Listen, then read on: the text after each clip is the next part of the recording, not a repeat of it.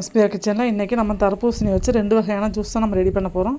இதுக்கு வந்து நான் தர்பூசணி எடுத்து 2ஆக கட் பண்ணி நல்லா எடுத்துருக்கேன். இதுக்கு வந்து ஒரு சீட் சப்ஜா ஜூஸ் எடுத்து ஊற வச்சுருக்கேன். இதனால் விதைகள்லாம் நீக்கிவிட்டு நம்ம பொடிப்படியாக கட் பண்ணி எடுத்துக்கலாம்.